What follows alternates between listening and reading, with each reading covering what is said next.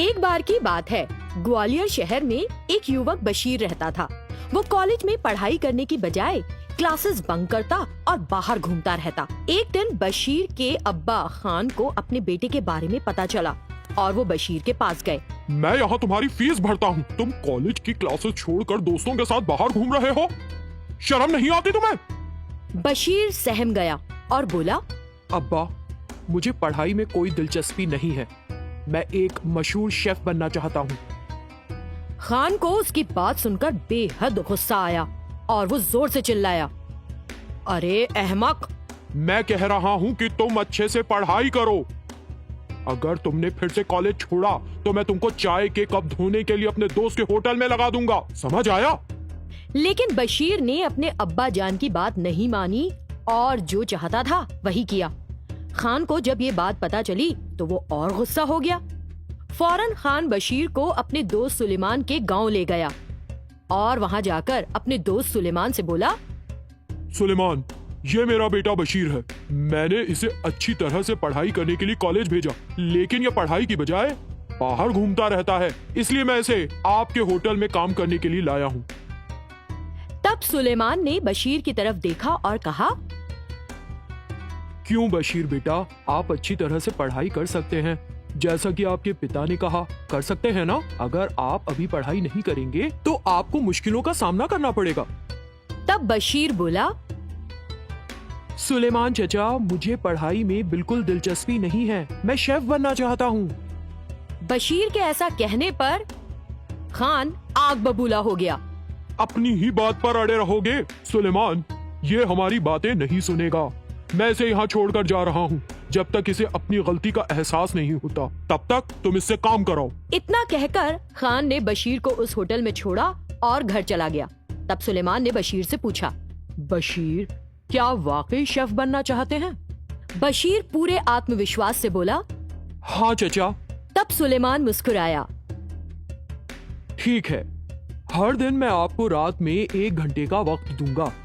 आपको उस 1 घंटे में खाना पकाने की प्रैक्टिस करनी होगी। तब से बशीर सुबह से रात तक होटल में एक वेटर के रूप में काम करने लगा और कभी कभी वक्त मिलने पर पकवान बनाने की कोशिश करता। उसने कई बार गलती से व्यंजनों को जला भी दिया और ब्लास्टिंग भी हुई, लेकिन बशीर ने हार नहीं मानी और कोशिश करता रहा। ज्यादातर वो अपनी पसंदीदा डिश चिकन बिरयानी तैयार करने की कोशिश करता। वो चिकन बिरयानी को इतना लजीज बनाना चाहता था कि वैसी बिरयानी कहीं भी ना मिले। इस तरह बशीर कुछ ही महीनों में एक अच्छा शेफ बन गया और उसकी बिरयानी बशीर चिकन बिरयानी के नाम से मशहूर हो गई।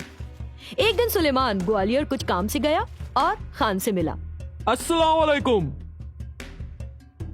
वालेकुम सलाम। मेरा बेटा कैसा है? क्या उसके बर्ताव में कोई बदलाव आया है? अल्लाह के करम से तुम्हारा बेटा एक मशहूर शेफ बन गया है। उसके हाथों बनी चिकन बिरयानी बहुत मशहूर है और मेरा धंधा भी बहुत अच्छा चल रहा है। खुश होने की बजाय खान नाराज हो गया। तो उसने अपना बर्ताव अभी तक नहीं बदला। ऊपर से आप कह रहे हैं कि उसने बहुत अच्छा काम किया है। मेरे साथ चलो। फौरन खान सुलेमान के साथ उसके गांव गया और बशीर को वापस ले आया। कुछ ना कर पाने की हालत में सुलेमान चुप रह गया। एक दिन खान अपने बेटे बशीर के साथ अपने दूर के रिश्तेदार की शादी में शामिल होने गया। दुल्हन के अब्बा अहमद को बड़ी फिक्र में देखकर खान उसके पास गया और पूछा, क्या बात है अहमद, तुम्हें किस बात की फिक्र है? अहमद बोला, खान भाई, दूल्हे के अब्बा ने कहा था कि वलीमे की दावत के मेन्यू में होनी चाहिए सुलेमान के रेस्टोरेंट की बशीर की चिकन बिरयानी। मैंने भी कहा कि मैं इसका इंतजाम कर दूंगा, लेकिन आज उन्होंने कहा कि वो शेफ बशीर जो चिकन बिरयानी तैयार करते थे, उन्होंने नौकरी छोड़ दी है। अगर दूल्हे के पिता को पता चला कि चिकन बिरयानी नहीं है तो उन्हें बहुत बुरा लगेगा। अहमद को इस तरह रुआसा देखकर खान बोला, अहमद, मैं तुम्हारी परेशानी समझ गया, फिक्र ना करो। सुलेमान के होटल में चिकन बिरयानी तैयार करने वाला बशीर कोई और नहीं, मेरा अपना बेटा है।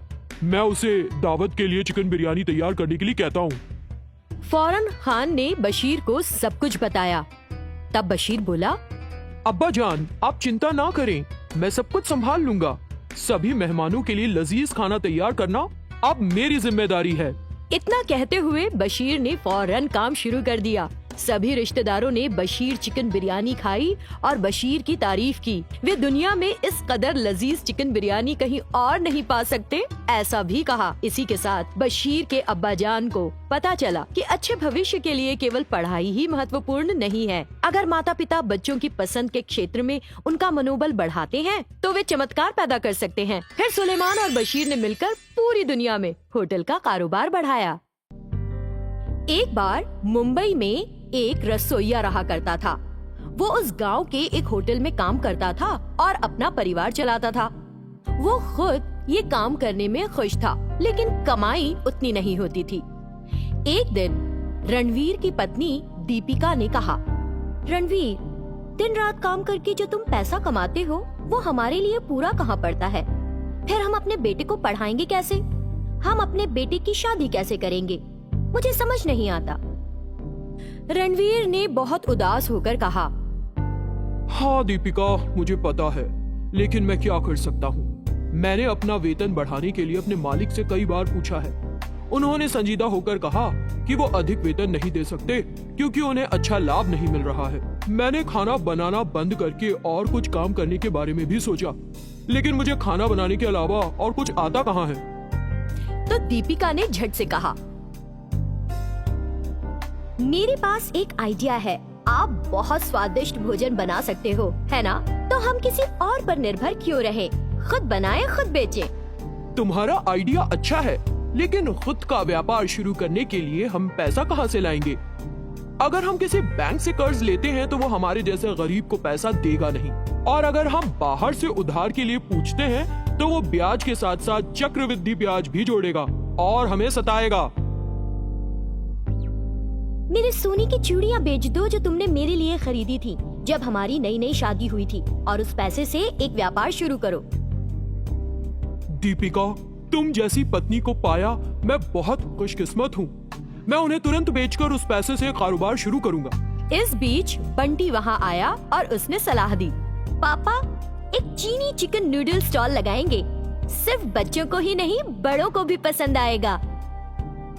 तो दीपिका बोली, देखो हमारे बंटी ने कितनी अच्छी सलाह दी।